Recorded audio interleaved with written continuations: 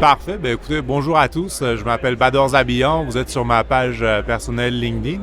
Je me trouve dans l'espace de Innovum, centre de données, au Palais des Congrès de Montréal, dans le cadre du World Summit AI. On est à l'espace B50, si vous voulez venir nous voir. Je suis avec Harold Dumur. Harold est le fondateur de OVA. OVA est un leader dans le secteur de la réalité virtuelle et mixte au Québec. Bonjour Harold, Bonjour. Comment ça va? Ouais, super bien, toi? Ça va très bien, je suis très content de te recevoir. Merci Vraiment. pour ton temps. Oui. Puis, Anytime. j'ai très hâte de parler avec toi de ta compagnie que tu bâtis ici au Québec. Oui. Votre siège est dans la ville de Québec. J'ai eu Oui. l'occasion d'aller faire un tour là-bas il y a quelques mois. Oui. Puis, tout d'abord, Harold, parle-nous de OVA. Ça fait une compagnie qui a quand même 8 ans dans le secteur de la réalité virtuelle. Tu as traversé ce qu'on appelle l'hiver de la réalité virtuelle, mais maintenant, Oui. il y a une demande pour ton service. Donc, Non. c'est quoi que vous faites pour... Effectivement. Non, puis merci de poser la question. Puis de l'invitation aussi, c'est un super boot pour les gens qui peuvent venir voir. C'est incroyable, juste l'écran qui est derrière nous. Là. Ah, merci. C'est vraiment de l'immersion en quelque sorte dans le podcast, tout presque.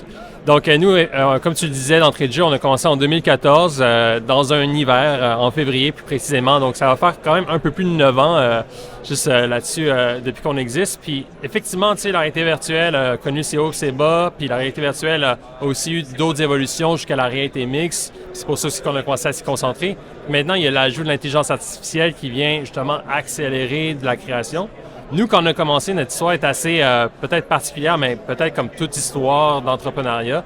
C'est Lockheed Martin qui est plus connu pour faire les F-35 qui nous a approchés.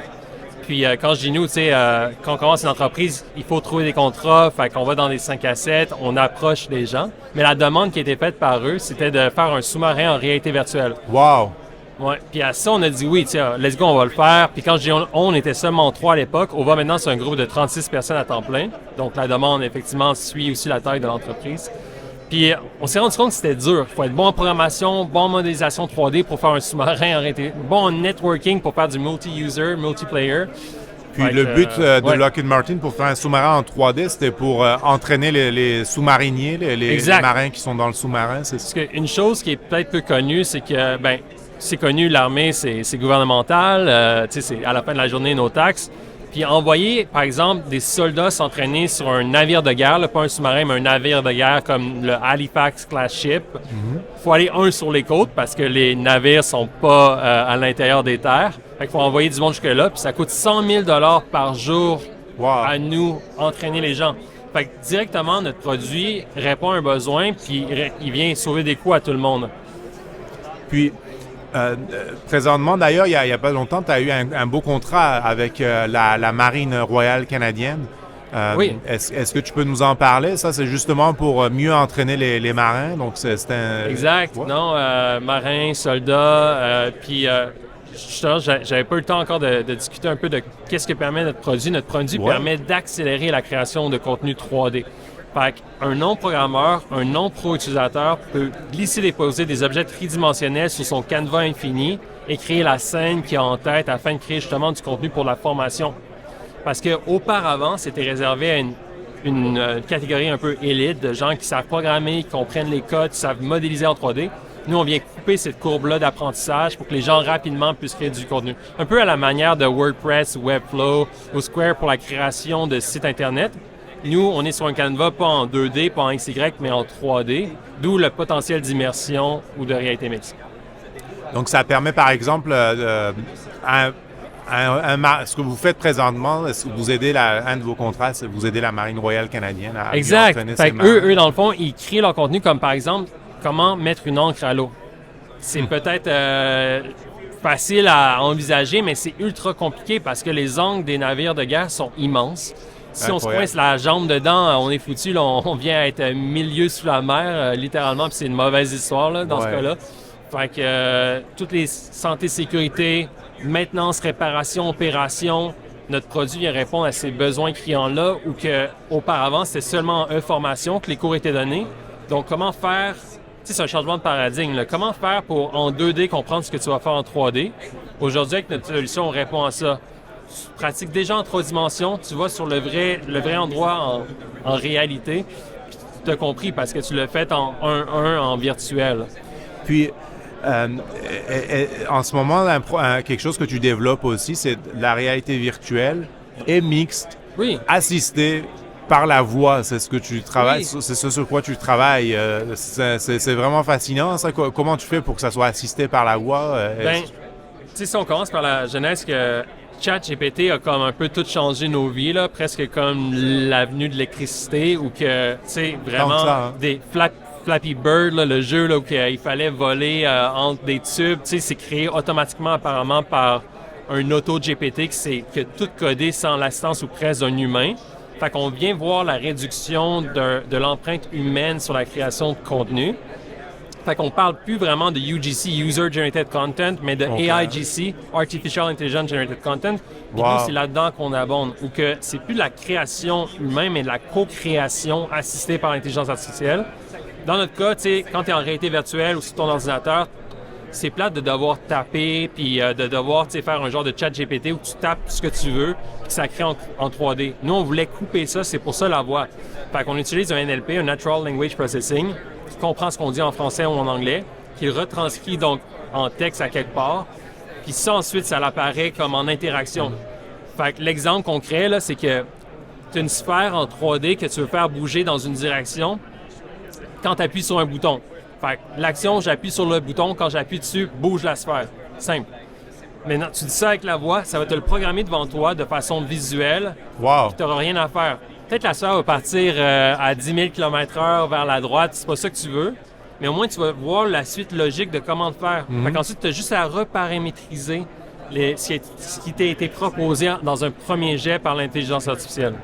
Wow, c'est fascinant. Puis, dans quelle autre application ça peut être utilisé, ta technologie que tu as créée, ton produit, finalement? Donc, c'est sûr que le gouvernement, c'est une grosse machine, puis souvent, c'est eux qui embrassent les premières technologies ou que c'est de là que ça vient. On pense à l'Internet, c'est le DARPANET. Nous, c'est la chose qu'on a vue avec l'hiver de la réalité virtuelle que tu mentionnais au début, l'hiver, ce que ça veut dire, c'est qu'il y avait moins de traction dans le milieu. Fait que pour nous, la défense, c'était un porte-étendard, en quelque sorte. Mais ailleurs, ça a commencé par se dissocier récemment, puis par exploser, grâce entre autres à la pandémie, au fait qu'on était à distance. Puis jusqu'au Japon, nous, on a eu des ventes, par exemple, avec Nikon, qui l'utilisait pour entraîner les gens sur le prochain microscope qui allait sortir. Oh, wow! Parce qu'ils ne pouvaient plus aller voir le microscope, voir comment il allait marcher, comment il allait le vendre. Fait que ça, c'est un exemple. Sinon, pendant la pandémie, il y avait beaucoup de docteurs à New York qui faisaient des burn-out. Puis Northwell Healthcare a utilisé notre logiciel pour développer des simulations pour combattre le BOS, le Burnout Syndrome.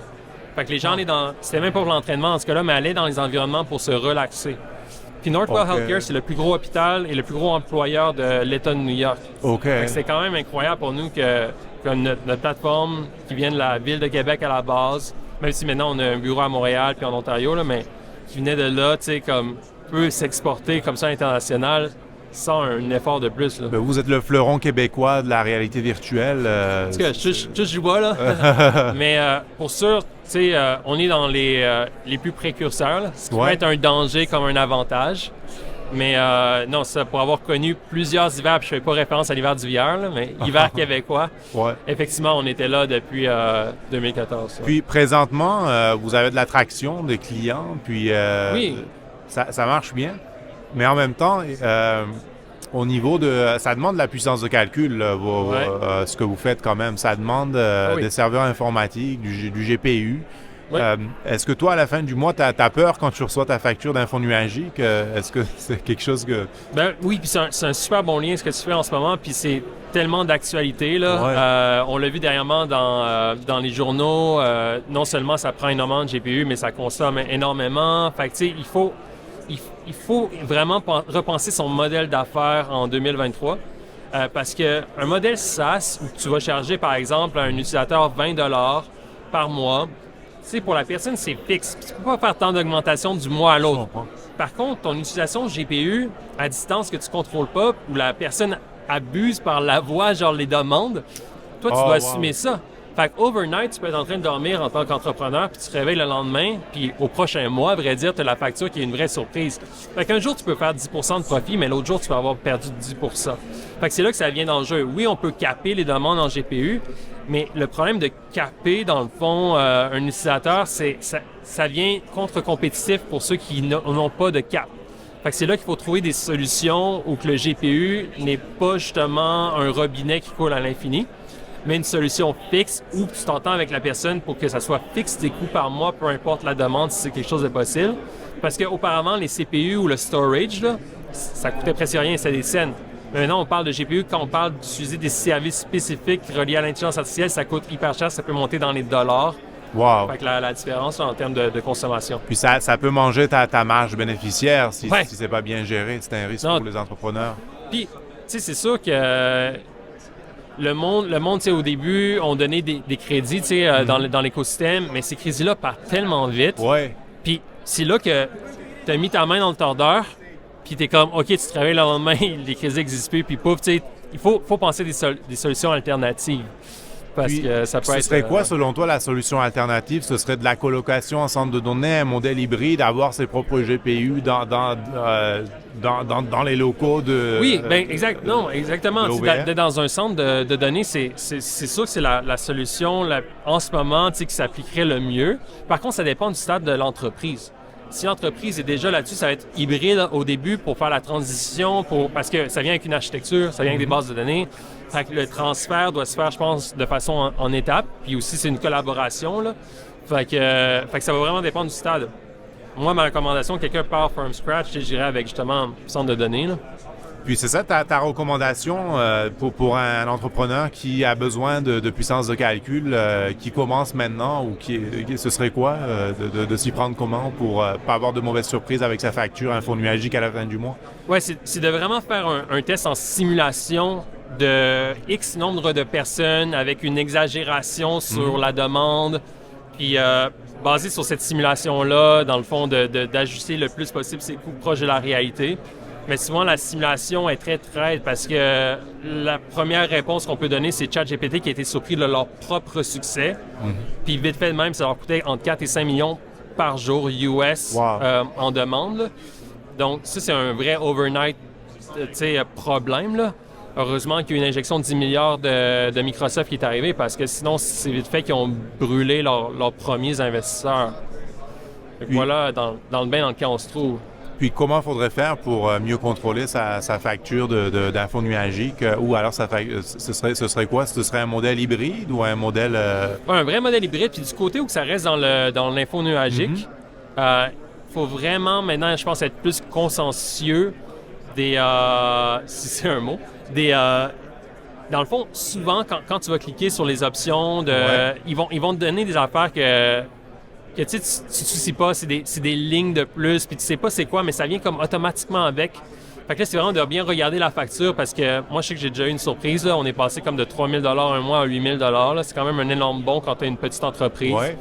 Puis, j'ai remarqué qu'il y avait des lignes qui avaient été offertes gratuitement dans les premiers mois puis qui avaient été activées après coup. Fait que c'est là, des fois, tu sais, t'es une petite entreprise, tu as beaucoup de choses à gérer puis tu joues avec énormément de balles. Fait que ça peut être un wake-up call qui fait mal. OK. Voilà l'approche consensus. Ben écoute, c'est de très bons conseils. Puis je suis sûr que les entrepreneurs qui nous regardent dans le secteur de la technologie devraient les suivre pour économiser de l'argent à tous les mois. C'est le nerf de la guerre. Ben oui, parce qu'on dit souvent que, dans le fond, l'intelligence artificielle va venir faire en sorte que ça va diminuer un peu, dans le fond, les coûts opérationnels. Du point de vue que tu as besoin peut-être de moins de programmeurs pour faire la même tâche qu'il y a quelques années avec cette arrivée-là. Mais par contre, l'envers du décor, c'est que tu as d'autres coûts qui se recréent parce que, veux pas, tu crées une nouvelle demande. Là, fait que voilà, c'est la balance à faire. Puis écoute, Harold, c'est une discussion fort intéressante. Puis pour conclure, je voulais voir pour 2023, comment tu vois ça, ton secteur d'activité, la réalité virtuelle mixte, assistée par la voix. Comment tu vois ça, vers où ça s'en va? Moi, je vois tellement plein de belles innovations qui sortent à chaque jour. Là. J'ai vu récemment le film The Shining pouvoir être créé en temps réel ou presque en 3 dimensions, juste basé sur un transfert ça s'appelle du NERF, là, la technique AI. où que tu vois le petit bonhomme, là, le jeune garçon sur son tricycle, là, ça s'appelle, je pense, un track bike, là, quelque chose de même, qui se promène dans les couloirs de l'hôtel. Mais ça, retranscrit image par image de l'autre côté en 3D, en nuage de points. Ça m'a vraiment comme fait, wow, imagine toutes les futures productions qu'on pourrait amener de l'ancien, de la nostalgie, Retour vers le futur, mais en 3D, puis ensuite qu'on puisse regarder le film mais de différents angles ou avec différents acteurs, que finalement c'est plus Michael J. Fox, je pense, qui était l'acteur dans Retour vers le futur. En tout cas, cet acteur-là que tu remplaces par genre Arnold Schwarzenegger ou whatever, les acteurs du jour. Exact. I'll be back, mais Retour vers le futur. I'll be back to the future. Wow, voilà. OK. J'ai hâte de voir ça. Ça fait réfléchir quand même. Ça évolue beaucoup tellement rapidement. Back to the future. Ben écoute, Harold, merci beaucoup pour ton temps. C'est une discussion fort intéressante. Merci. Puis, merci à tous ceux qui nous regardent. Je me trouve avec Harold Dumur, qui est le fondateur de OVA, le leader québécois de la réalité virtuelle et mixte, assisté bientôt par la voix. Mais on se trouve à l'espace de Enovum, centre de données, au Palais des Congrès de Montréal, dans le cadre du World Summit AI. Je remercie d'ailleurs Enovum, centre de données, pour nous avoir permis de faire cette diffusion en direct. Si vous êtes dans les parages, n'hésitez pas à venir nous voir. On est à l'espace B50 de Enovum, centre de données. Je vous remercie beaucoup pour votre temps, puis je vous dis à très bientôt. Merci, au revoir.